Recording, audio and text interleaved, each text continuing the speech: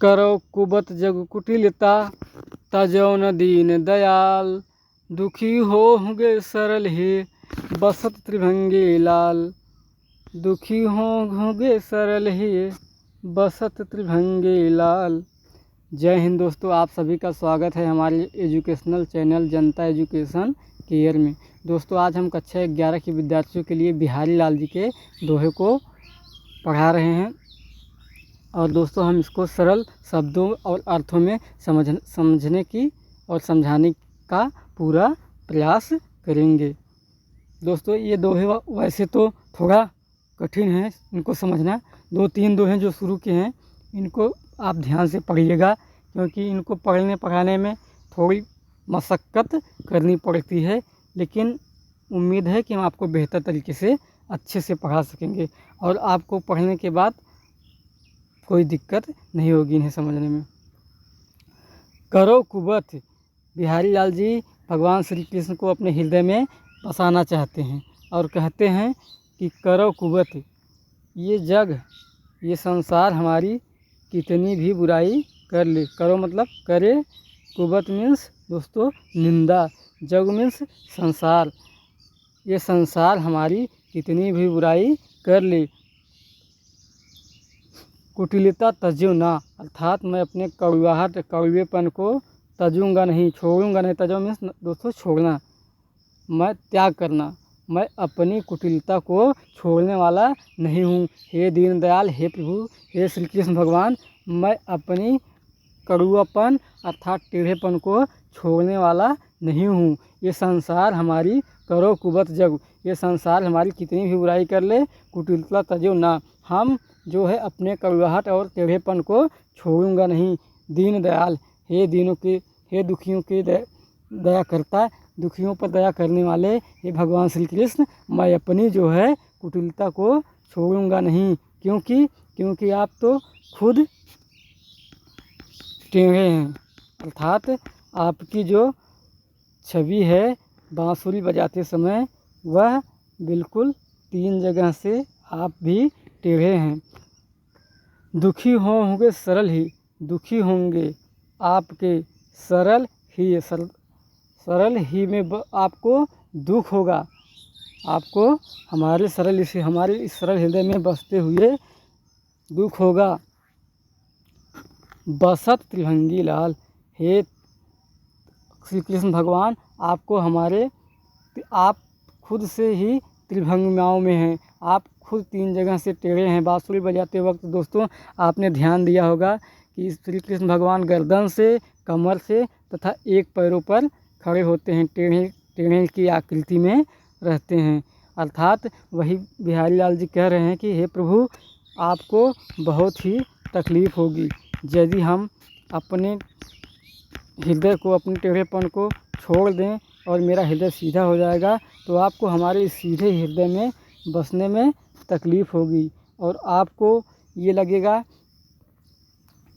कि इस सरल हृदय में मैं नहीं बस सकूंगा, मैं नहीं रह सकूंगा। इसलिए मैंने अपने आप को कुटिल और कठिन और कड़वाहट से भर लिया है। दुखी होंगे सरल ही, दोस्तों दुखी होंगे सरल ही, आपको दुख होगा हमारे सरल हृदय में बसते हुए, हमारे सरल हृदय में आपको बसते हुए दुख होगा।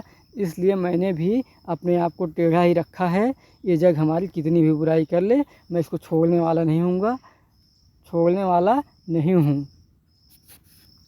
आइए दोस्तों, उम्मीद है आपको ये दोहा समझ में आ गया होगा। आइए हम उसके नीचे अर्थात दूसरे दोहे को देखते हैं। अजो तरौना ही रहो श्रुत सेवक इक रंगे, नाक बास बेसरिल हो बस मुक्तन के संग। अजो तरौना ही रहे, दोस्तों यह दृष्टकूट पद है। दृष्टकूट पदों को दोस्तों बहुत ही मशक्क़त के साथ इनके अर्थ को निकालना पड़ता है। दृष्टकूट अर्थात अपने विवेक से इसे कूट कर जो अर्थ निकालते हैं उसी को हम दृष्टकूट पद कहते हैं।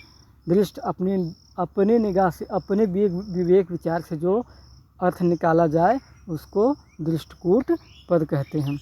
अजय तरौना ही रहे श्रुत सेवक एक रंग, दोस्तों इस दोहे का अर्थ हम आपको दो अर्थों में बताएंगे। एक अर्थ आपको आभूषण के पक्ष में और दूसरा जो है सत्संगत के पक्ष में हम आपको इसके दोनों अर्थों को बताएंगे। सर्वप्रथम आप इसको ध्यान से देखिए दोस्तों, ये दोहा वास्तव में आपको उलझन पैदा करेगा, आपको उलझन में डालेगा, पर आपको इसे ध्यान से देखना है। कुछ है नहीं, ज़्यादा कुछ है नहीं, बस केवल एक बार आप इसे ध्यान से देख लेंगे तो इसके बाद आने वाले दोहे में आपको बहुत ही एंजॉय मिलेगा। अज्यो तरियौना ही रहो श्रुत सेवक एक रंग। आज भी तरियौना मीन्स दोस्तों होता है जो कान में पहना जाने वाला आभूषण हो। स्त्रियां जो कान में जिस आभूषण को पहनती हैं उसको तरियौना बोला जाता है। कान में जो बाली टाइप का एक आभूषण होता है ना, उसको ही तरियौना बोलते हैं। आज भी तरियौना जो है तरियौना ही रह गया, श्रुत सेवक एक रंग। श्रुत मीन्स दोस्तों होता है कान, कानों की सेवा करते हुए एक रंग, मतलब एक ही प्रकार से कानों की सेवा करते हुए भी आज जो है ये तरियौना जो है अर्थात बाली ही रह गई। नाक बास बेसर हो बस मुक्तन के संग। नाक पर अर्थात नाक पर वास करने वाला, नाक पर बसने वाला। बेसर मीन्स दोस्तों नाक में पहनने वाले गहने को बेसर बोलते हैं। जो स्त्रियां नाक में पहनती हैं जिस गहने को, उसको बेसर बेसर बोलते हैं। लहो मतलब प्राप्त किया, बस मुक्तन के संग। नाक पर वास करने वाले गहने ने कान पर वास करने वाले गहने से उच्च स्थान की प्राप्ति की है, क्योंकि उसे मुक्तन के संग, मुक्तन के अर्थात मोतियों का साथ मिल गया, इसलिए उसकी शोभा, उसके जो हाव भाव हैं वे बढ़े हुए हैं। नाक बास बेसर लहो बस मुक्तन के संग। वह नाक पर वास करने वाला, नाक जैसे निचली स्थान पर भी वास करने वाला, जो नाक पर वास करने वाला जो गहना है वह मोतियों का साथ पा करके जो है अपने आप को उच्च स्थान पर कर देता है, अपने उसकी स्थान जो है उच्च स्थानों में आ जाता है। बस किसके साथ? मोतियों का साथ पा करके वह अत्यधिक सुशोभित या अच्छा लगता है। अज्यो तरियौना ही रहो। आज भी तरियौना मतलब आज भी कान का जो आभूषण है वह तरियौना ही रह गया, अर्थात उसका जो है उस तरे वाला ही, नीचे वाला ही रह गया, क्योंकि उसकी जो है तुलना नाक पर वास करने वाले नथुनी या फिर फोंफी से कम ही है। फोंफी दोस्तों जो गांव की औरतें पहनती हैं ना, उसमें नग लगा होता है, तो वो उसी मोतियों की उसी बात कर रहे हैं बिहारी लाल जी। नाक बास बेसर लहो बस मुक्तन के संग। जो कान में जो गहना पहना जाता है उसकी जो गुणवत्ता है, उसके जो गुण है वे कम हैं, क्योंकि वह श्रुत सेवक एक रंग। घूंघट जब भी औरतें जो हैं घूंघट करती है तो वह गहना टूट भी जाता है, ढक भी जाता है, जिसकी वजह से वह दिखाई नहीं देता, अर्थात उसको उतने उच्च स्थान प्राप्त नहीं है। परंतु नाक जैसी जगह पर वास करने वाला बेसर नाक का गहना जो है वह मोतियों के साथ में रह करके और नाक जैसी प्रतिष्ठा वाले स्थान पर बैठ गया, और उसकी जगह जो है कान में वास करने वाले गहने से अधिक है। उसको लोग जो है उसका सम्मान अधिक करते हैं। इसका दूसरा पक्ष जो है दोस्तों सत्संगत के पक्ष में हम आपको बता दे रहे हैं। अज्यो तरियौना ही रहो। सत्संगत के अर्थ में आप इसको ध्यान से देखिए। अज्यो तरियौना ही रहो श्रुत सेवक एक रंग। आज भी तरे नहीं। अजय मतलब आज भी, तरियौना मीन्स दोस्तों तरे नहीं हैं, आज भी लोग तरे नहीं हैं। कौन? श्रुत सेवक एक रंग। श्रुत मीन्स दोस्तों कान भी होता है, और श्रुत मीन्स जो होता है वेद जो है ना, 4 वेद, उसी वेदों की बात हो रही है यहाँ पर दोस्तों। श्लेष अलंकार हैं, एक एक शब्द के आपको 2-2 अर्थ 3-3 अर्थ निकल जाएंगे दोस्तों। इसीलिए हमने आपको पहले ही बोल दिया था कि इस दोहे पे आपको टाइम देना पड़ेगा, तभी आपकी समझ में आएगी। आजिए तरेवना ही रहो श्रुत सेवक एक रंग, आज भी तरेवना अर्थात आज भी उनका उद्धार नहीं हुआ है। श्रुत सेवक जो वेदों का सेवक एक रंग, जो वेदों का अध्ययन एक रंग लगातार मतलब तल्लीनता के साथ पूरी तैयारी के साथ जो है वेदों का उच्चारण कर रहे हैं, फिर भी वे जो है आज भी तरे नहीं। अजो मीन्स दोस्तों यहाँ पर सत्संगत के अर्थ में लेंगे तो अजो मीन्स आज भी, तरेवना मीन्स मतलब तरेवना अर्थात उद्धार नहीं हुआ है। श्रुत सेवक एक रंग जो है वे श्रुत अर्थात वेदों का अध्ययन एक रंग लगातार दोस्तों, एक रंग मीन्स लगातार, सेवत मतलब उसका अध्ययन कर रहे हैं। जबकि वे वेदों का अध्ययन लगातार कर रहे हैं फिर भी उनको मोक्ष की प्राप्ति नहीं हुई, उनका उद्धार नहीं हुआ। नाक बास बेसर हो बस मुक्तन के संग दोस्तों, यहाँ पर नाक का अर्थ जब सत्संगत के अर्थ में हम लोग लेंगे तो नाक पर वास करने वाले गहने नाक मीन्स दोस्तों स्वर्ग होता है, नाक मीन्स स्वर्ग होता है। ये दोहा नाक बास बेसर हो, नाक मीन्स दोस्तों स्वर्ग होता है और बास मीन्स वास करना। नाक पर वास करने वाले यानी जो है स्वर्ग में वास किए, नाक पर वास किए अर्थात स्वर्ग में वास कर लिए। बेसर मतलब बेसर मीन्स दोस्तों यहाँ पर बेसर का एक अर्थ होता है नीच, निम्न क्वालिटी का, गिरा हुआ जो होते हैं। नाक पर अर्थात स्वर्ग में वास करने वाले बेसर लहो, नीच व्यक्ति भी लहो मीन्स प्राप्त कर लिए। बस मुक्तन बस करके अर्थात रह करके, मुक्तन मीन्स मुक्त आत्माओं के साथ रह करके स्वर्ग को प्राप्त हो गए, नाक पर अर्थात स्वर्ग पर वास कर गए। लहो प्राप्त कर लिए, बस मतलब बस करके मुक्तन के संग अर्थात मुक्त आत्माओं का साथ पा करके वे जो है स्वर्ग को प्राप्त हो गए, उनको स्वर्ग की प्राप्ति हो गई। और जिन्होंने वेदों का अध्ययन निरंतर लगातार पूरी तल्लीनता के साथ किया, वे लोग आज भी तरे हुए नहीं हैं, आज भी उनका उद्धार नहीं हुआ है, पर स्वर्ग जैसे स्थान को प्राप्त कर लिए हैं वे लोग जो मुक्त आत्माओं अर्थात ऋषि मुनियों और महापुरुषों तथा देवी देवताओं के संगत में रह कर नीच से नीच निम्न अर्थात गिरे से गिरे भी व्यक्ति स्वर्ग को प्राप्त हो गए हैं। उम्मीद है दोस्तों काफ़ी मशक्क़त के बाद ये दोहा आपको समझ में आ गया होगा। आइए हम आगे के दोहे नंबर 3 को देखते हैं।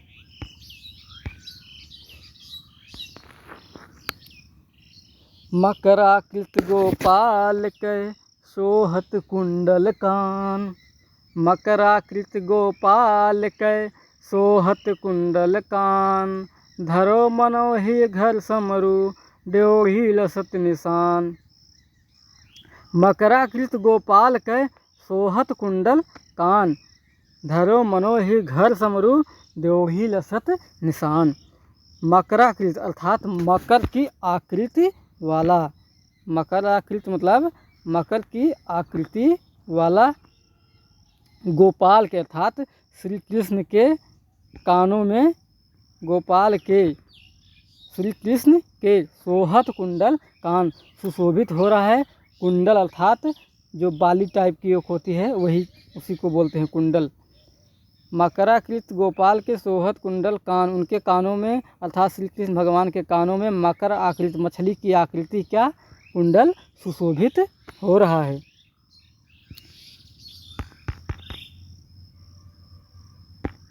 धरो मनो ही घर समरू, मानो ऐसा लगता है धरो, अर्थात ऐसा लग रहा है ही रूपी घर में समरू, अर्थात कामदेव का देवही लसत निशान। झंडा जो है, कामदेव का जो झंडा है वह भगवान श्री कृष्ण के हृदय रूपी घर में देवही लसत निशान, भगवान श्री कृष्ण के हृदय रूपी घर में जो है कामदेव का झंडा अर्थात पताखा फहरा रहा। निशान मीन्स दोस्तों पताखा होता है निशान, और देवही मीन्स दोस्तों दरवाज़ा होता है। देवही जो हमारे बुजुर्ग बोलते नहीं थे कि बेटा देवही पर खाना मत खाओ नहीं तो बिलार के पेट में, अर्थात बिल्ली की पेट में चली जाएगी, उसी देवही की बात कर रहे हैं। धरो मनो ही मतलब दोस्तों हृदय में, घर मतलब घर, समरू मीन्स कामदेव, समरू का मतलब कामदेव, देवही लसत निशान, देवही लसत अर्थात दरवाजे पर उनका जो कामदेव का झंडा है श्री कृष्ण के हृदय रूपी घर में जो दरवाज़ा लगा हुआ है उस पर कामदेव जी का झंडा अर्थात पताका फहर रहा है। अर्थात कामदेव जी का झंडा पताका फहरने का दोस्तों अर्थ ये होता है कि जहाँ पर भी किलों पर पताका फहर रहा था अर्थात अविजय, इस किले को कभी जीता नहीं जा सकता। ऐसा लग रहा है भगवान कामदेव ने भगवान श्री कृष्ण के हृदय रूपी घर पर अपने पताके को लगा दिया है।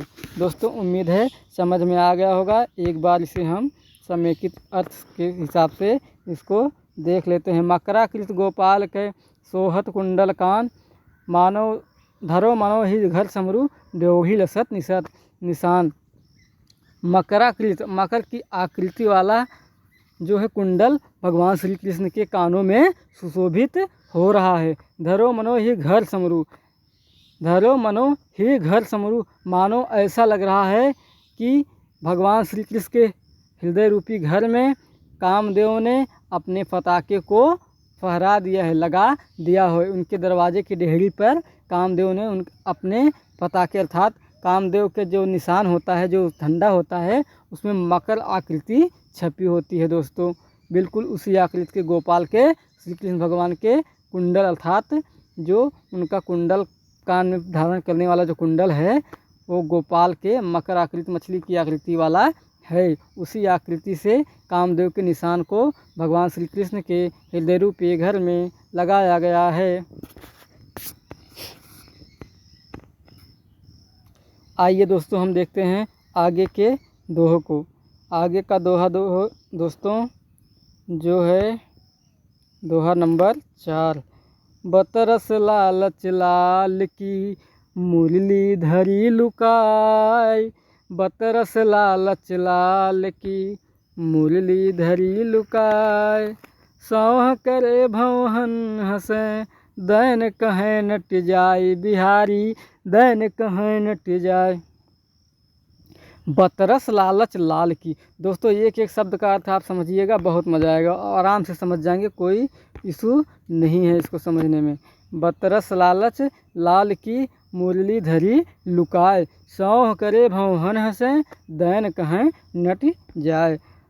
गोपियाँ हैं श्री कृष्ण की करीब में, श्री कृष्ण के करीब में गोपियाँ राधिका तथा कुछ ग्वाल वाले जो हैं मिल करके जो है श्री कृष्ण के मुरली को चुराने का प्लान बना ली और चुरा भी लिया। राधा ने जो है मुरली को छुपा करके रख दिया है।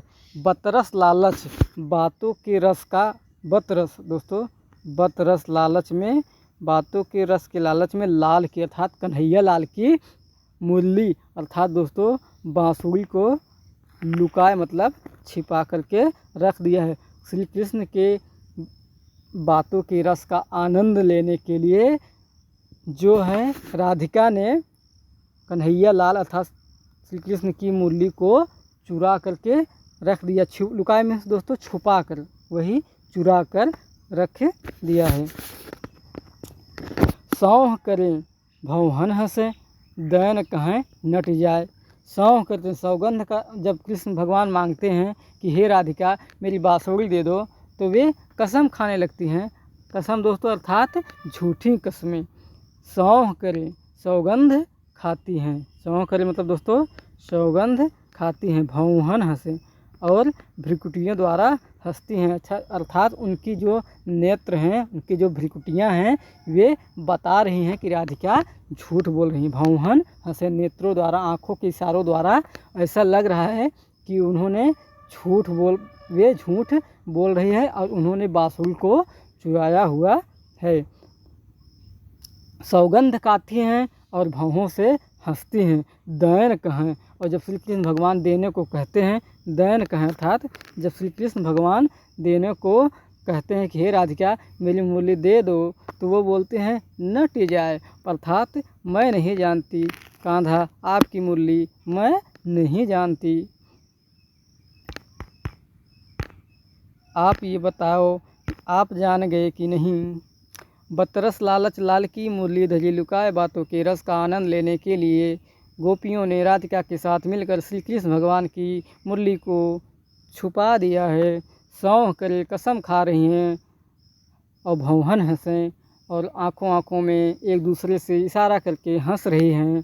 दैन कहें नट जाए, और जब श्री कृष्ण भगवान देने को कहते हैं तो वे नट जाए, नहिया देती हैं, मना कर देती हैं। दोस्तों उम्मीद है ये चारों दोहे आपको समझ में आ गया होगा। आइए देखते हैं हम अगले दोहों को। दोहे नंबर 5 से लेकर आगे के आने वाले क्रम में सभी दोहों को पढ़ते जाएं। आइए दोस्तों हम लोग देखते हैं दोहा नंबर 5 को। कहत नटत रीझत खीझत, मिलत खिलत लजियात, भरे भवन में करत हैं नैन नहीं सो बात, बिहारी नैन नहीं सो बात। कहत नटत रीझत खीझत, मिलत खिलत लजियात, भरे भवन में करत हैं नैन नहीं सो बात, बिहारी नैन नहीं सो बात। कहत दोस्तों इस पद में कविवर बिहारी लाल जी ने जो है नायक और नायिका, दोस्तों नायक और नायिका तो आप लोग समझ ही रहे होंगे, प्रेमी और प्रेमिका, हीरो और हीरोइन। कहत नायक जो है, नायक और नायिका एक सभा एक भवन में बैठे हुए हैं और एक दूसरे को देख रहे हैं। नायिका और नायक, नायक कहता है, कहत दोस्तों ध्यान दीजिएगा, कहत नायक नायिका से एकांतवास में मिलने को कहता है कि है चलो ना एकांत में मिलने को नायक जो है नायिका को बुला रहा है कि चलो चल के मिलते हैं। नटत मना कर देती है, नायिका जो है वो मिलने से मना कर देती है। रीझत नायक जो है थोड़ा वह रीझ जाता है, अर्थात मुग्ध हो जाता है नायिका के ऊपर और भी मुग्ध हो जाता है। जब नायिका मना कर देती है तो नायक जो है और उत्तेजित हो जाता है मिलने के लिए। खीझत जो नायिका है वो नायक के इस दृश्य को देखकर और भी खींच जाती है, गुस्सा कर जाती है। मिलत इन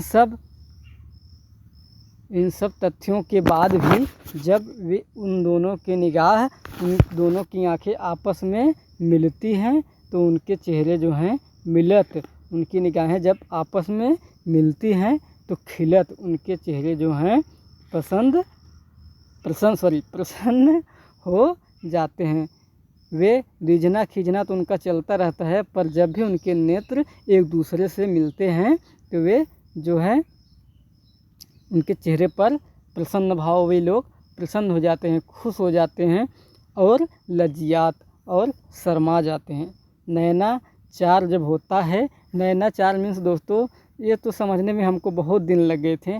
नैना चार, दो अपने नैन दो उनके, अर्थात दो नायक के और दो नायिका को नैन को जब दोनों को मिला कर के नयन चार हो जाते हैं, नयना चार हो गए, अर्थात दो नेत्र अपने, दो नेत्र नायिका के, कुल मिलाकर दो दो चार। जब उनके नयना चार होते हैं तो वह लजा जाती हैं, शर्मा जाती हैं।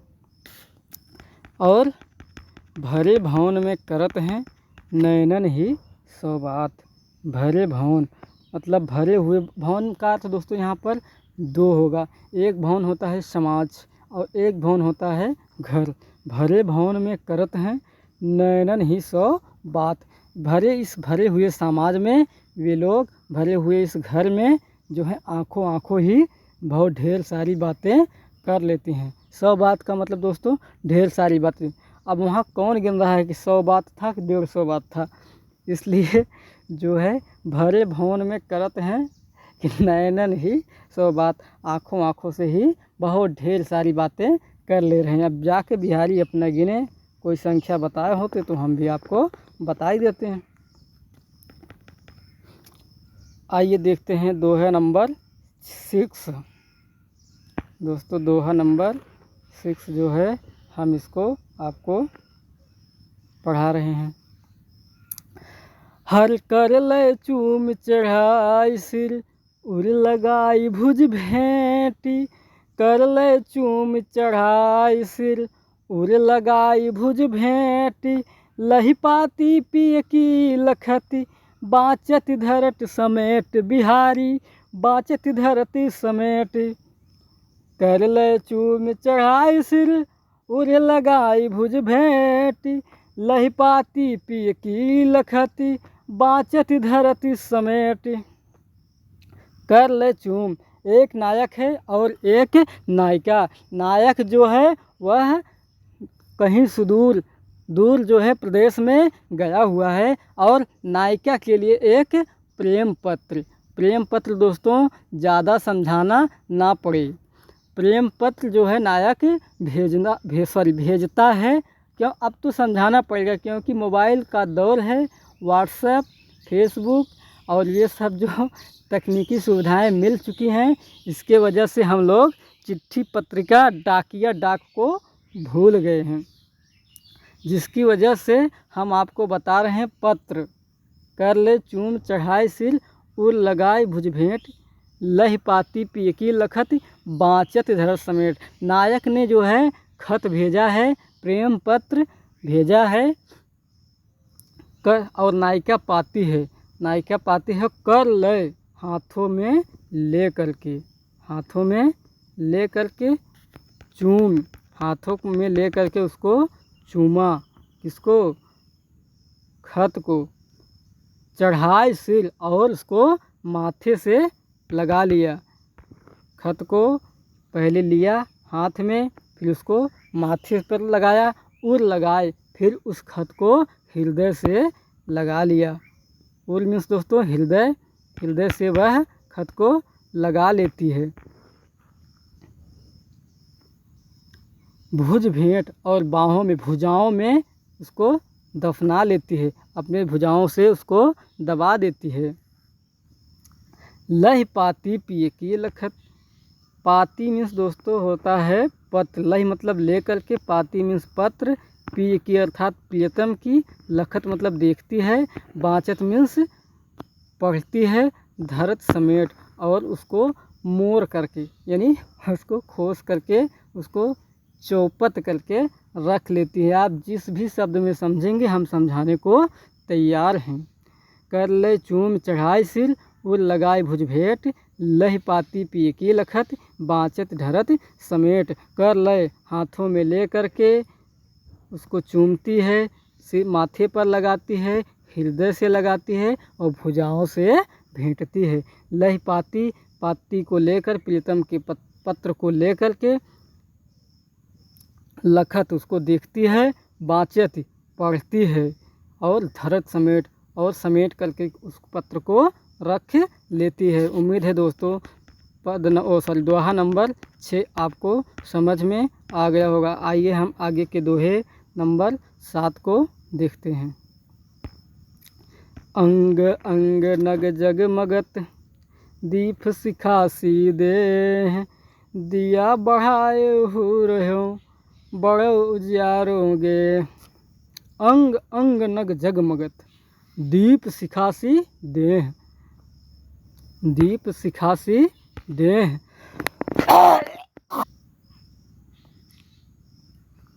अंग अंग नायक है और नायिका।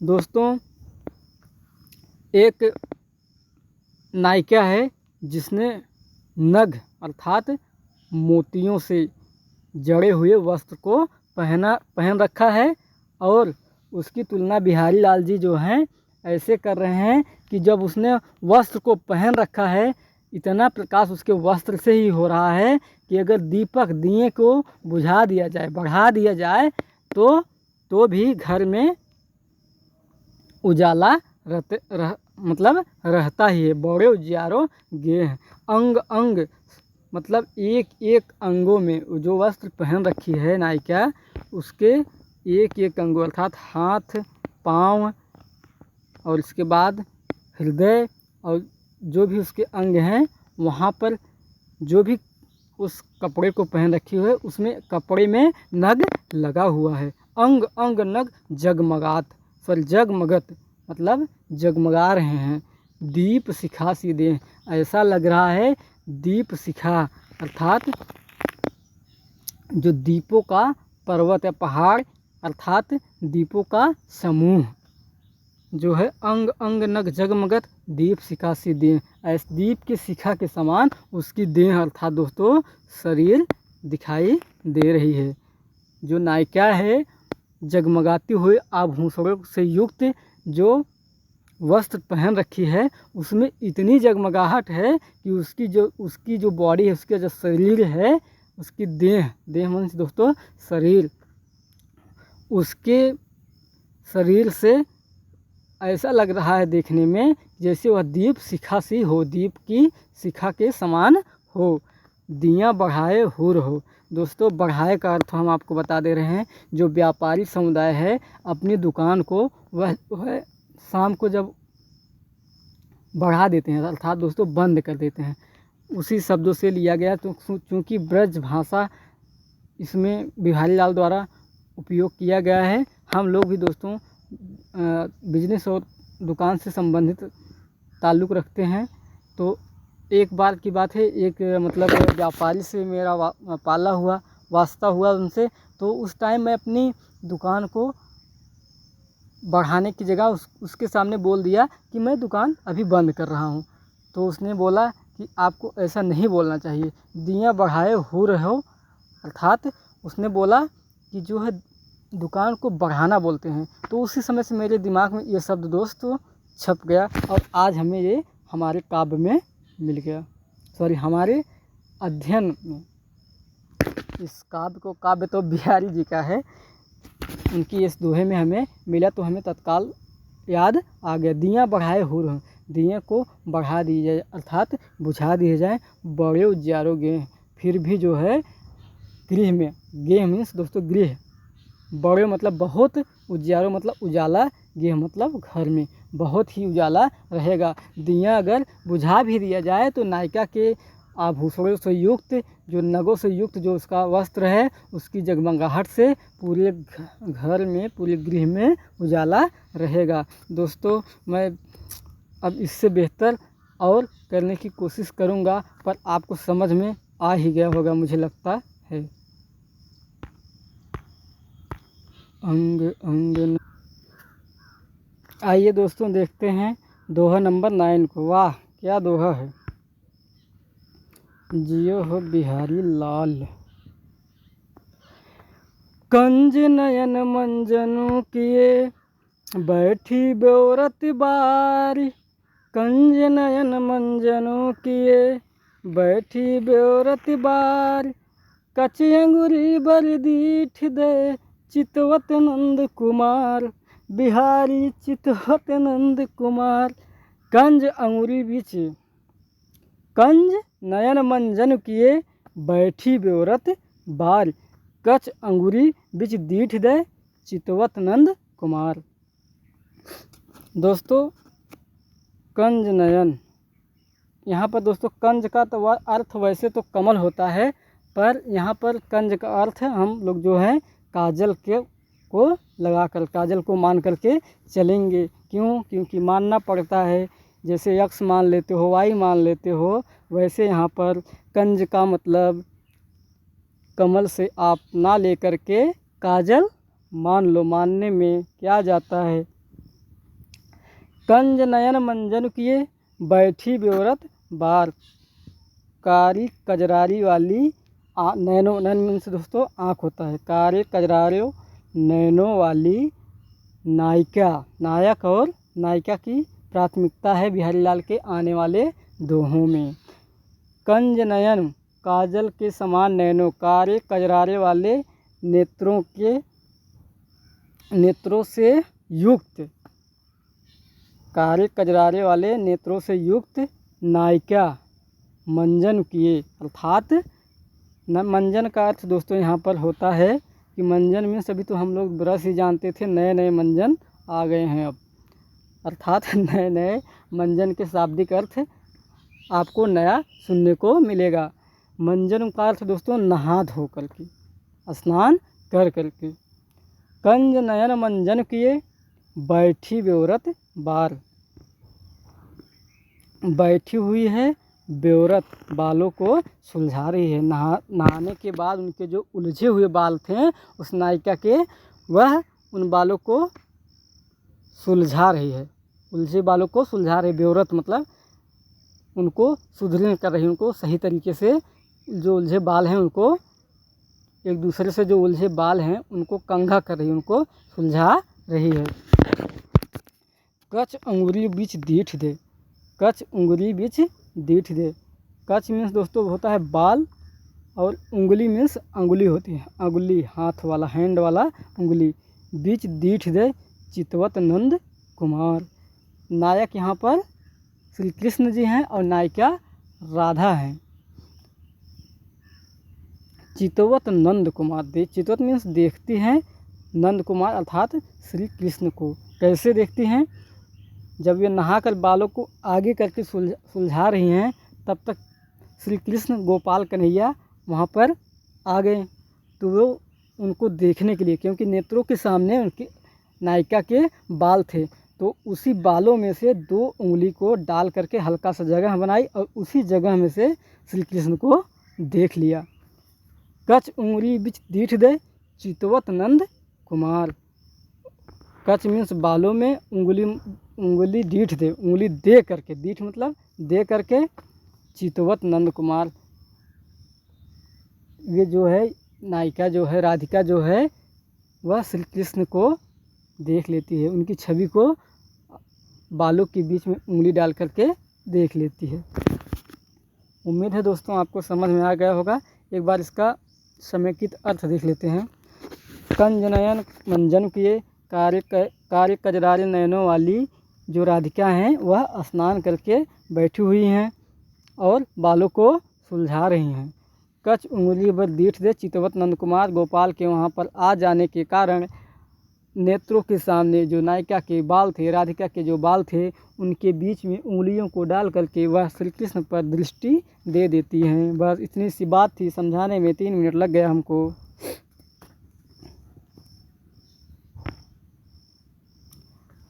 अब देखिए बिहारी ने अति कर दिया है। अब ये बिहारी ये भी करते थे दोस्तों। हम आपको हंसमुख बनाने के लिए टीका टिप्पणी बिहारी लाल पर कर रहे हैं।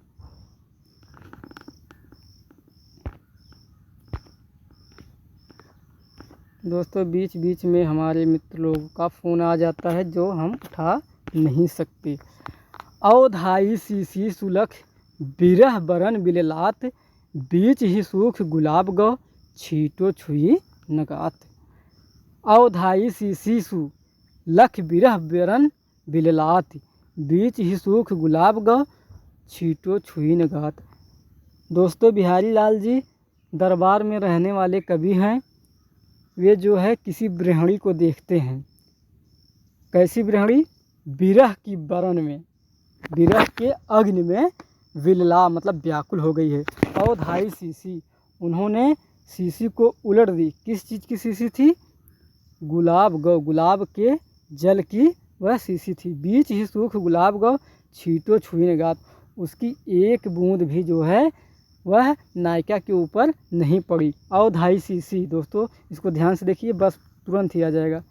अवधाई शीशी, बिहारी लाल जी कह रहे हैं कि एक नायिका जो है विरह की अग्नि में, विरह वरण विललात, जो नायिका है विरह की अग्नि में जल रही है। सुलखी, ऐसा मैंने देखकर, सुलख अर्थात भली भांत मैंने देखा, सुलख अर्थात भली भांत से मैंने उस नायिका को देखा कि विरह की अग्नि में, विरह वरण, विरह की अग्नि में वह व्याकुल हो गई है, अर्थात एकदम से वह अकुलानी अर्थात व्याकुल हो गई है, बहुत ही आतुर हो गई, विरह की अग्नि के मारे वह बहुत ही आतुर हो गई है। अवधाई शीशी, यह देख कर के मैंने शीशी को अवधाई, शीशी को उलट दी, उलट पलट के शीशी को उसके ऊपर गुलाब जल अर्थात उसके ऊपर गुलाब जल डालने की कोशिश की। सूख ही बीच ही सूख गुलाब गो, अर्थात बीच में जो गुलाब जल था वह स्त्री के अर्थात नायिका के ऊपर ना पड़ करके, बिरहणी के ऊपर ना पड़ करके बीच में ही सूख गया। छींटो छुई न गात, एक भी छींटा मतलब बूंद से भी जो छोटे पैमाने में होते हैं पानी के आकार, वे उसके एक भी छींटे जो है उस बिरहणी के सिर पर नहीं पड़ा और बीच में ही गुलाब जल उड़ गया, भाप बनकर उड़ गया। जैसे तावा पे आप पानी डालते हो ना, तावा जब हीट रहता है, गर्म रहता है, तो उस पर पानी की एक बूंद डालो तो कभी कभी तो छोटे बूंदे ऊपर से ही उड़ जाते हैं, इतना उसमें दहन ताप होती है। बिल्कुल उसी तरीके से बिहारी लाल अतिशयोक्त कर दिए हैं। यहाँ पर दोस्तों अतिशयोक्त अलंकार है और जो है वियोग श्रृंगार। अवधाई शीशी सुलख विरह वरण विललात, मैंने जो है शीशी को उलट दिया, सुलख मतलब भली भांत देख करके विरह की अग्नि में विललाती मतलब व्याकुल नायिका के ऊपर बीच ही सूख गुलाब गो, जो बीच में ही गुलाब का जो जल हमने उसके ऊपर डालने की कोशिश की वह उसके ऊपर ना पड़ के बीच में ही सूख गया। छींटो छुई न गात, उसके ऊपर, गात मीन्स दोस्तों शरीर होता है, गात मीन्स जो होते हैं बॉडी, मतलब गात आपको पढ़ेंगे मिलेगा ये आपको बालदी विशाल तुलसी द्वारा इस मतलब रचित जो है उसी पद में मिलेगा। लंका दहन में आपको यह मिलता है, गात जल जात गात, उसी गात का ये यहाँ पर भी वर्णन हो गया। छींटो छुई न गात, उसके शरीर पर एक भी छींटे, एक बूंद की एक भी छींटा भी नहीं पड़ा, बीच में ही गुलाब सूख गया। करी बिरह ऐसी तऊ गैल न छाड़त मीछ, दोहा नंबर दोस्तों 11, दोहा नंबर 11 आकर देख लीजिए ध्यान से।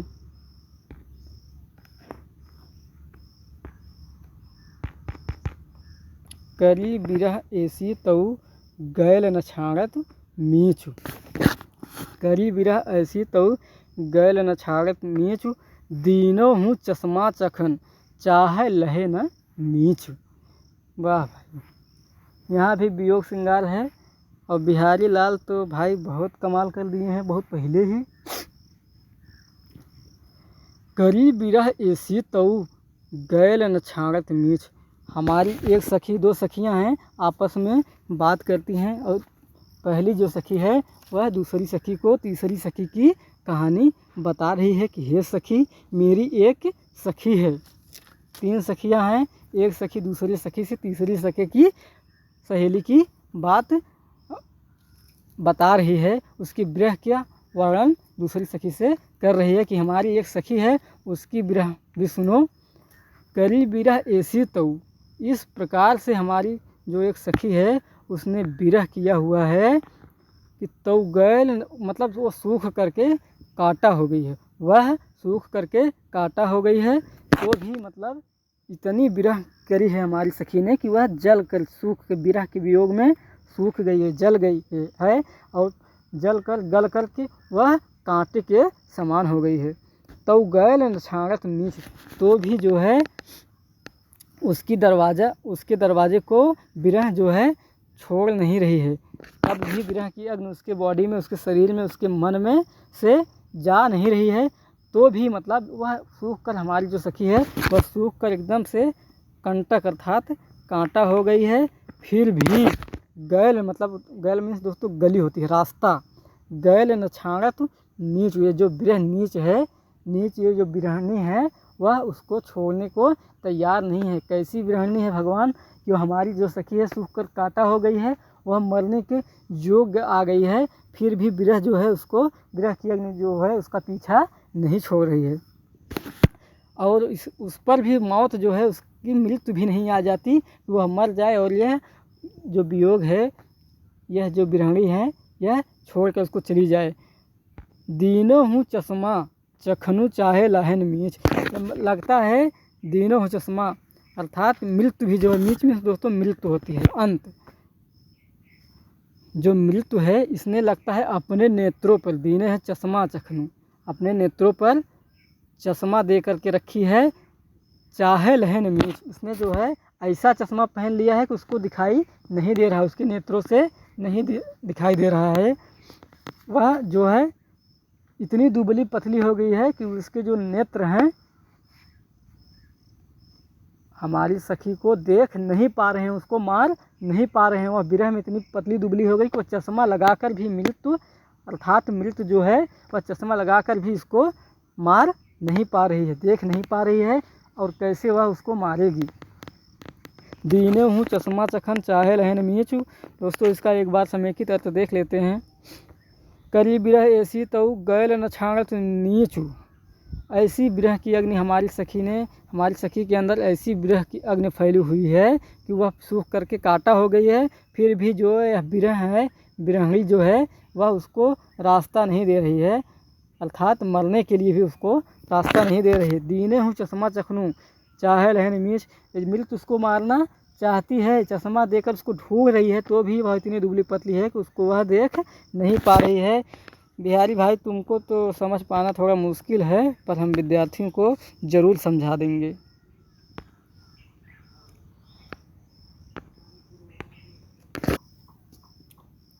आइए दोस्तों हम लोग जो है दोहा नंबर 12 को देखते हैं। दोहा नंबर 12 में दोस्तों एक नायिका है जो अपने प्रीतम को याद कर करके शीशा लिया हुए है, आईना ले लिए है हाथ में, और उसमें खुद को देख रही है। और वह जो है खुद को ही देख करके सामने जो उसका प्रतिबिंब पड़ रहा है उसको अपना प्रीतम समझ बैठती है, उसको ही अपनी ही परछाई को अपना प्रीतम समझ बैठी है। और उसी में और उसी से ही वार्तालाप कर रही है, अपने आप को देख रही है, उसी में अपने ही आप को ही वह अपनी ही तारीफ़ अपने आप से ही वह कर ले रही है कि हाँ बहुत अच्छी लग रही हूँ मैं, मेरा प्रियतम देखेगा तो ऐसा सोचेगा वैसा सोचेगा। वही चीज़ दोस्तों इसमें बिहारी लाल ने दर्शाया है। हम आपको ये इसलिए बता रहे हैं ताकि आपको समझने में आसानी हो रही है। आपने ही मतलब कभी भी आपने जब कभी नए कपड़े वगैरह लेंगे तो आप लोग उसको पहनते हैं और आईने में देखते हैं तो उसके बारे में सोचते नहीं हैं कि जब मुझे ही इतना अच्छा लग रहा है तो मेरे चाहने वाले, मेरे आजू बाजू जो लोग देखेंगे तो उसको देखने में कितना अच्छा लगेगा। नया कपड़ा पहन के एक बार आप निकलो थोड़ा सा तो ऐसा लग रहा है कोई देखे और मतलब कुछ हाव भाव दे, हाँ कि भाई कुछ मतलब कमेंट करे, रिएक्शन आए। तो बिल्कुल उसी तरीके से यहाँ पर भी नायिका जो है अपने आप को वह समझ बैठती है क्या कि जो आईने में देख रही हो सामने वाला वह उसका नायक ही है और आप ही आलसी, अपने आप को ही अपने आलसी में मतलब शीशी में देख करके मग्न हुई है। आइए देखते हैं बिहारी लाल के इस दोहे को। पिय के ध्यान गही गही रही वही वह नारी, आप ही आरसी लख रिझत रिझवारी। पिय के ध्यान गही गही, अपने प्रीतम के ध्यान में जकड़ी हुई हो, अपने प्रीतम के ध्यान में जकड़ी हुई रही वही है नारी। वह जो औरत है, नारी मीन्स दोस्तों औरत, वह जो स्त्री है अपने आप को ही मतलब प्रियतम के ध्यान में जकड़ के रखा हुआ है। आप ही आरसी, अपने आप को ही आरसी अर्थात मतलब आरसी मीन्स दोस्तों होता है दर्पण, शीशा, जिसको शीशा बोलते हैं, जिसमें अपना दर्पण, वो दर्पण जिसमें प्रतिबिंब अपना या फिर किसी चीज़ का प्रतिबिंब दिखाई दे, उसको दर्पण बोलते हैं। लख रिझत रिझवार, लख मीन्स देख कर के रिझती है, प्रसन्न होती है। रिझवार मीन्स नायिका अपने ही चित्र को आईने में देख करके खुश होती है। आप पी के ध्यान गही, पी के ध्यान में जकड़ी हुई रही वही है नारी, जो वह उसकी प्रेमिका है, वह अपने प्रियतम के ध्यान में गही मतलब पकड़ी हुई है, जकड़ी हुई है। आप ही आरसी, अपने आप को ही आप यहाँ पर डबल आप आया हुआ है, तो एक आप अपने लिए और एक अपने नायक के लिए, अर्थात अपने जो है हीरो अपने जो प्रेमी है उसको देख रही है। अपने आप को ही वह अपना प्रेमी आईने में समझ रही है। लख रिझत रिझवार, देख करके रिझ रही है। रिझवार मतलब दूसरे को रिझाने वाली, नायिका दूसरे को रिझाती है, परंतु अपने आप को ही अपनी तस्वीर देखकर रिझ रही है। और दोस्तों वह अपने आप सजी बजी है, तो वह आईने के सामने ऐसे प्रस्तुत हो रही है कि वह खुद को, अपनी ही परछाई को देखकर अपने आप ही रिझ जाती है। हे बिहारी,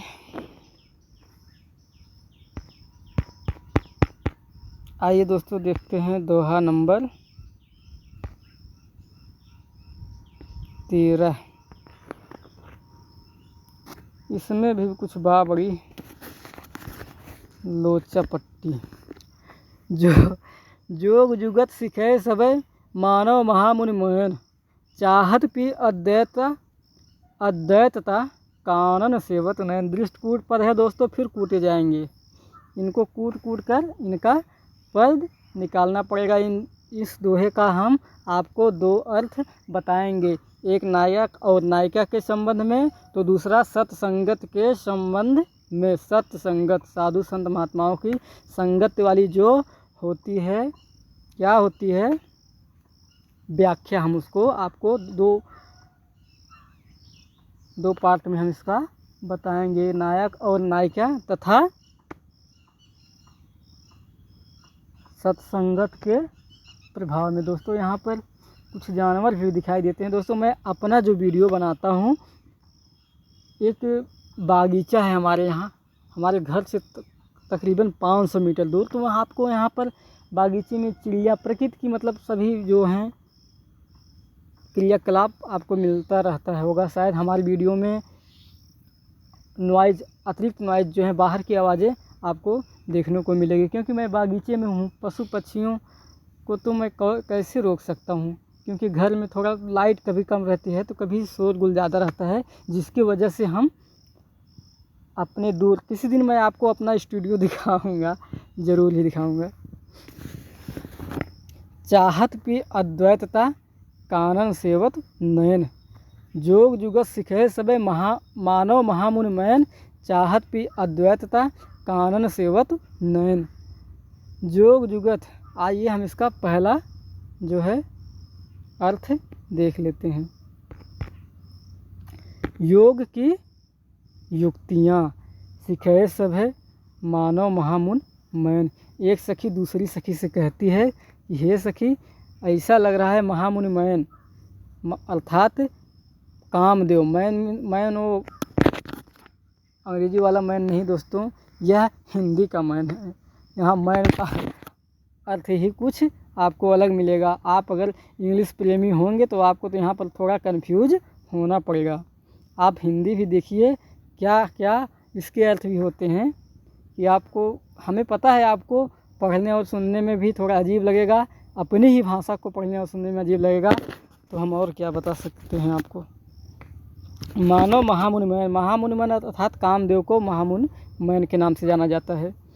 जोग जुगत, हे सखी, तुम तो अब एकदम से तैयार हो, अर्थात तुम एकदम युवा हो चुकी हो। आपको कामदेव जी ने आपको योग की सारी युक्तियाँ अर्थात नैनाचार करने वाले सारी युक्तियाँ आपको कामदेव ने सिखा दिया है। जोग जुगत सिखे सबे मानो महामुनि मैन, अर्थात आप नायक को अपनी तरफ आकर्षित करने की सारे गुणों को सीख ली हो। आप जो है एकदम से परिपूर्ण परिपक्व हो चुकी हो कि किसको, चतुर अहेरी मार। जो एक गांव देश या समाज में जो लोग टहल रहे हैं उन पर अपनी दृष्टि डाल करके उनमें अपना जादू दिखा सकती हो, अपने प्रभाव को डाल सकती हो। जोग जुगत सिखे सबे मानव महामुनि मैन, चाहत पी अद्वैतता कानन सेवत नैन। अब तुम अपने प्रिय के साथ एक हो सकती हो।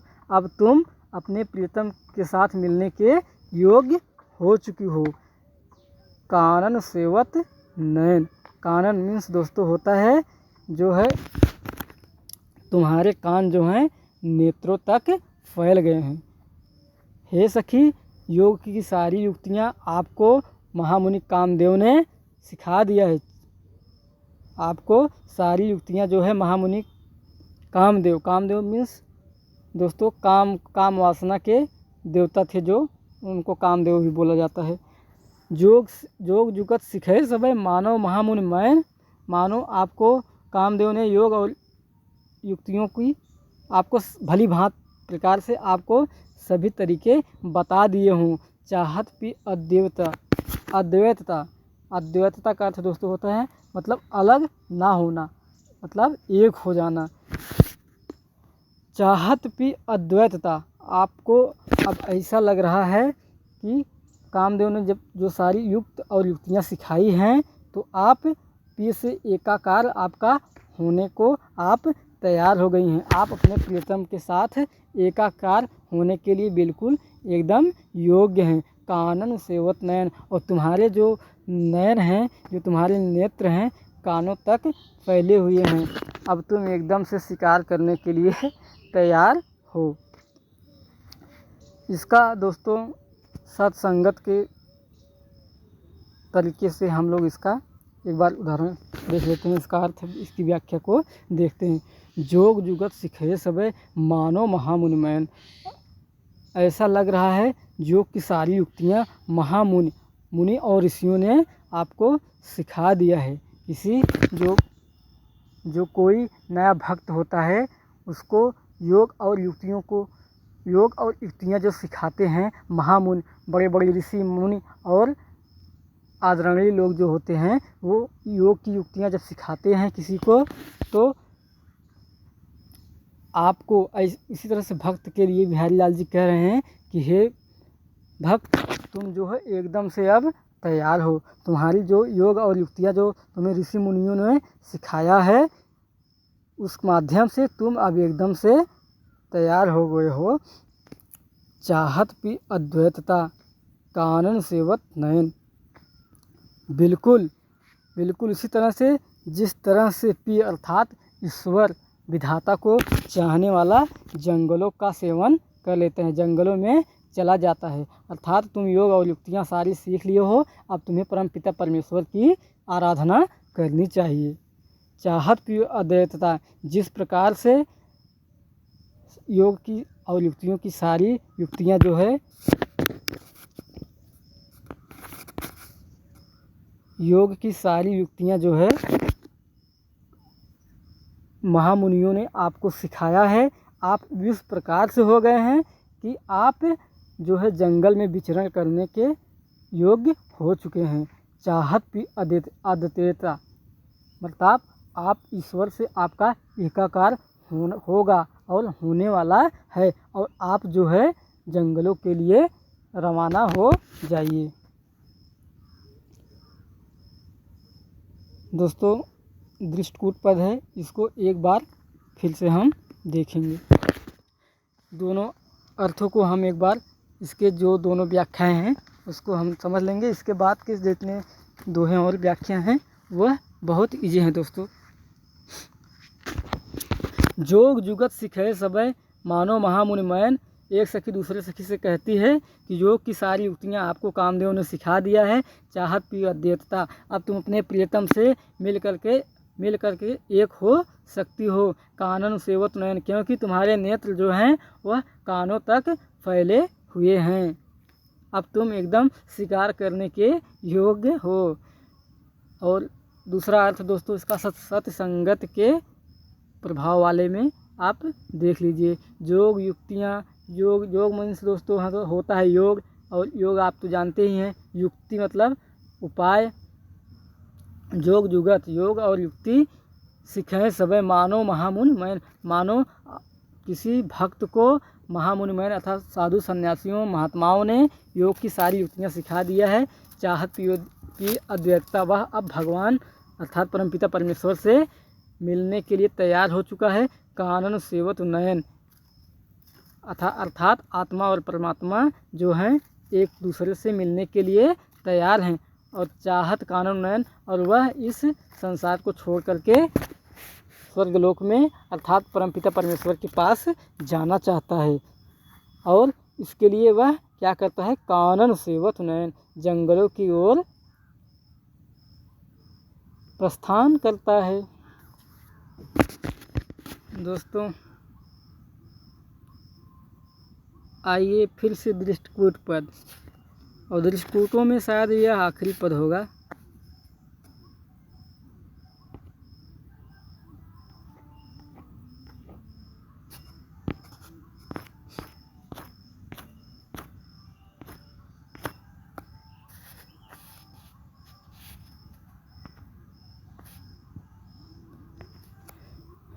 दोहा नंबर 14 को हम देखेंगे।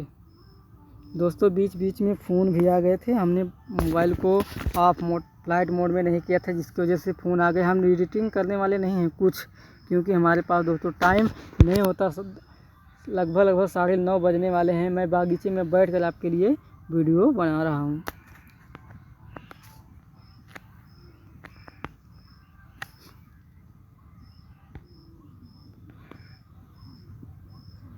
मूल चढ़ाए रहो परो पीठ कछु भार। रहे गरे पर राखिबे तऊ ही पर हार। मूल चढ़ाए रहो परो पीठ कछु भार। रहे गरे पर राखिबो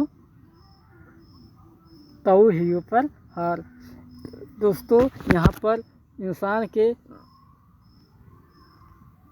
संगत का असर बताया गया है, तथा उसको किसी इंसान को कितनी इज्जत देनी चाहिए। किसी योग्य इंसान को अगर आप इज्जत दोगे तो वह आपके हृदय में बसा रहेगा। अगर वह योग्य व्यक्ति है तो आप भी उसको अपने हृदय में बसाए रहेंगे। और यदि वह जो है योग्य नहीं रहेगा तो उसको अपने किसी भी जगह पर बसा लोगे मन मस्ती दिमाग में, तो भी वह आपको जो है सुनने के योग्य नहीं रहेगा। मूल चढ़ाए रहो परो पीठ कछु भार। किसी को मूल चढ़ाए रहो, दोस्तों पहले इसका अर्थ हम देख लेते हैं साधारणतः। मूल चढ़ाए रहो जो है सिर पर बाल जो हैं उसको वे सिर पर होते हैं, उनको कितने भी उच्च स्थान पर रखे रहो, फिर भी बालों को स्त्रियाँ जो हैं लपेट कर अपने सिर पर रखती हैं ना। परो पीठ कर कछु भार, लेकिन वह उसका जो भार है वो बार बार खुल करके पीठ पर ही आ जाता है। रहे गले पर राखबो तऊ हियो पर हार। गले पर रखा रहता है कौन, हार जो होता है वह गले में पहना जाता है, फिर भी उसका जो भार है उसकी जो वजनाई है वह आकर के हृदय पे मतलब पड़ा रहता है। उसकी भार जो है वह हृदय पे, हार को दोस्तों जब पहनते हैं तो वह हार लटक के वह हृदय के स्थान को प्राप्त कर लेता है। बिल्कुल इसी चीज़ का वर्णन यहाँ पर बिहारी लाल जी कर रहे हैं। मूल चढ़ाए रहो पर पीठ कछु भार। रहे गले पर राखबो तऊ हियो पर हाल। मूल पर कितना भी चढ़ाए रहो, पर जो कच है, कच मीन्स दोस्तों बाल होता है।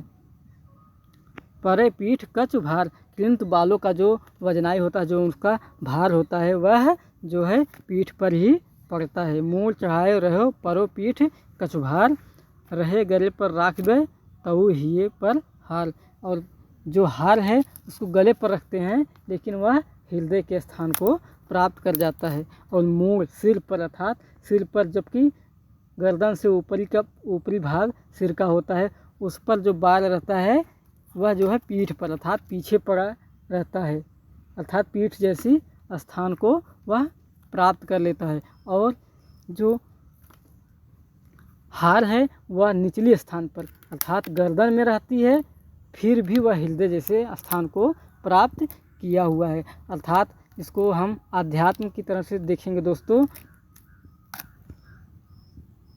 मूल चढ़ाए रहो परो पीठ कछु भार, मूल चढ़ाए रहो, अर्थात दोस्तों किसी अयोग्य व्यक्ति को कितने भी उच्च पद पर आप बैठा दोगे, वह अपने कार्यों का निर्वहन अच्छे से नहीं करेगा, वह अपने कार्यों का निर्वहन अच्छे से नहीं करेगा। वह पीठ पर, अर्थात पीठ पीछे उल्टे सीधे काम करता ही रहेगा, और आपके ऊपर वह बोझ बना रहेगा। पर रहे गले पर राखबो तऊ ही पर हर, और किसी निम्न स्थान पर, किसी निचली स्तर पर किसी व्यक्ति, अयोग्य व्यक्ति को, योग्य व्यक्ति को अगर बैठा दोगे निचले स्थान पर भी, तो भी वह अपने कर्मों के हिसाब से आपको अच्छे कर्म करके आपके हृदय में जगह बना लेगा। आपको अपने हृदय में उसे बसाने के लिए जगह देना पड़ेगा। जैसे कि हार गले पर रहता है, फिर भी वह हृदय जैसे स्थान को प्राप्त कर लेता है, वैसे ही निम्न क्वालिटी का जो बंदा होता है, उसको कितनी भी निचले स्थान पर बैठा दो, लेकिन वह जो है अपने कार्यों को भली भांत करके आपको अच्छे परिणाम देता रहेगा। दोस्तों अब दृष्टिकूट पद खत्म हो गए हैं। दृष्टिकूट में हम भी तो आपकी तरह उलझ जाते हैं, फिर भी हम आपको कैसे भी करके आपको बेहतर से बेहतर कंटेंट के ज़रिए आपको समझाने का पूरा प्रयास करते हैं। दोस्तों निश्चित तौर पर आपको समझ में आ जाना चाहिए।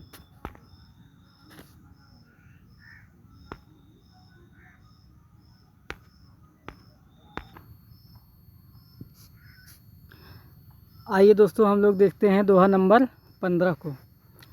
रहो गुनी बेनी लखे गुहबे के त्योनार, लागे नीर चुचान जे नीठ सुखाए बार। रहो गुनी बेनी लखे गुहबे के त्योनार, लागे नीर चुचान जे नीठ सुखाए बार। बिहारी लाल कई बार आए हैं यही सब दोहे लेकर के, हाँ, नायक और नायिका वाले। दोस्तों एक नायक है और एक नायिका, दोनों आपस में एक एकांतवास में बैठे हुए हैं। दोनों एकांतवास में बैठे हुए हैं और आपस में चर्चा कर रहे हैं। उसके पास में बैठा हुआ उसका प्रियतम, उसका प्रेमी जो है, उसके बालों को उसके इकट्ठा करके चोटी बना रहा है, उसकी चोटी बना रहा है। लखे गुहबे के त्योनार, नायिका बोलती है रहो, नायिका जो है बोलती है रहो, रहने दो। रहो मीन्स रहने दो। गुही बेनी, जो आपने गुह दिया है उसको गुह दिया है, मैंने देख लिया। गुही बेनी अर्थात जो आपने गुहा उसको मैंने देख लिया। लखे मतलब देख लिया। गुहबे के त्योनार, आपके गूँथने का ढंग हमने देख लिया। अब रहने दो, जितना गूँथ लिए, अब ज़्यादा मत गूँथो। हमें पता चल गया कि आप चोटी बना लेते हो। रहो गुही बेनी लखे गुहबे के त्योनार, रहने दो मैंने देख लिया, रहने दो मैंने देख लिया। गुहबे के त्योनार में दोस्तों होता है ढंग। गुहबे के त्योनार, आपके चोटी गुहने का ढंग मैंने देख लिया। लागे नीर चुचान जे, लागे नीर चुचान जे अर्थात बालों से पानी टपकने लगा। लागे मतलब लगा, नील मतलब पानी, जल, चुचान मीन्स चूने लगा। जे नीठ सुखाए बाल, जिन बालों को मैंने नीठ बड़ी कठिनाई के साथ, बड़ी सहजता के साथ जो जिस बाल को मैंने सुखाया था उससे पानी चूने लगा, पानी गिरने लगा। अर्थात जब नायक बाल को इकट्ठा करके चोटी बना रहा है तो उसके हाथों का पसीना जो है उसके किसके नायिका के बालों में लग जाता है, जिससे जो नायिका है वह भी अति आतुर हो जाती है और उसके सिर से भी कुछ पसीना निकलता है, जिसकी वजह से बाल जो है भीग जाते हैं और उस भीगे हुए बालों से नायिका की चोटी बन नहीं रही है, जिसकी वजह से नायक को उसने कहा कि रहो अपनी रहने दो, लखे गुहबे के त्योनार, मैंने आपके गुहने का ढंग रख लिया। लागे नील चुचान जे और उन बालों से जो है नील अर्थात पसीने का पानी टपकने लगा। नीर सुखाए बाद नायिका ने कहा कि पसीना हो गया है, मैंने इन बालों को बहुत मेहनत के साथ सुखाया था, मैंने आपके जो है चोटी गुहने का ढंग देख लिया, अब रहने दो।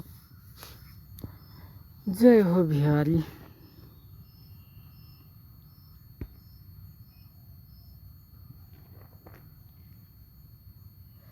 कर मुंदरी की आरसी प्रतिबिंबित प्यो पाई, पीठ दिए निदर के लखे एक तक दीठ लगाए। कर मुंदरी की आरसी, हाथों में मुनरी की आरसी अर्थात मुनरी जो एक नायिका है, नायक और नायिका फिर से आ गए हैं नायक एक नायिका है जो है उसने अपने हाथों में मुनरी पहने रखी है। मुंदरी अंगूठी होती है जो वो अपने हाथों में पहन रखी है और उसमें नग अर्थात एक लंबा सा मिरर शीशा लगा हुआ है, उसके नग में एक शीशा लगा हुआ है, मुनरी में एक नग लगा हुआ है। प्रतिबिंबित प्योपाय, उसमें अपने प्रियतम का प्रतिबिंब मतलब दोस्तों परछाई या चित्र को पा करके प्योपाय अपने प्रियतम का चित्र पा करके उस परछाई में अपने प्रियतम का चित्र उस शीशे में अपने प्रियतम का चित्र पा करके वह देख रही है। कर मुनरी की आरसी, हाथों में मुनरी की मतलब शीशे की अंगूठी पहन रखी है, उसमें अपने पति अर्थात प्रेमी का जो है प्रतिबिंब, उसमें जो है उसकी फ़ोटो को पा करके, उसके परछाई को पा करके पीठ दिए निद्रक लखे एक तक ढीठ लगाए। क्योंकि वो सामने से अगर देखेगी अपने नायक को तो लोग जो हैं टीका टिप्पणी करेंगे और जो है उस पर उसको शर्मिंदगी का एहसास करना पड़ेगा, इसलिए वह नायिका जो है अपनी अंगूठी नायक को अपने पीछे में कर लेता है, मतलब नायक जो है दूर सुदूर पीछे खड़ा हुआ है और नायिका उसकी तरफ पीठ करके उसी अंगूठी में अपने पति के प्रतिबिंब को एकटक ढीठ लगाए, जो है एक टकी लगा करके देख रही है। पीठ दिए निद्रक लखे, पीठ प्रेमी की तरह अपने जो है प्रियतम की तरफ उसने पीठ कर दिया और उसी अंगूठी में जो नग लगा है उसी में एक टक ढीठ लगाकर, मतलब बिना निद्रक मतलब बिना डर के ढीठ एकदम दृष्टि लगा करके, ढीठ में दोस्तों दृष्टि होती है, दृष्टि को लगा करके वह अपने प्रियतम को देख लेती है। दोस्तों इसका एक बार समेकित अर्थ देख लेते हैं। कर मुनरी की आरसी प्रतिबिंबित प्योपाय, पीठ दिए निद्रक लखे एकटक ढीठ लगाए। कर मीन्स दोस्तों हाथों में मुनरी की आरसी अर्थात शीशे से युक्त अंगूठी नायिका ने पहन रखी है। प्रतिबिंबित प्योपाय, और अपने जो है प्रियतम का प्रतिबिंब उसमें पा करके पीठ दिए निद्रक लखे। पीठ को पति अर्थात प्रियतम की तरफ करके उसमें देखती है। एकटक मतलब एकटक देखती है, ढीठ मतलब दृष्टि को लगा करके, निद्रक मतलब बिना डर के वह अपने प्रेमी को देख लेती है बिना किसी संकोच के।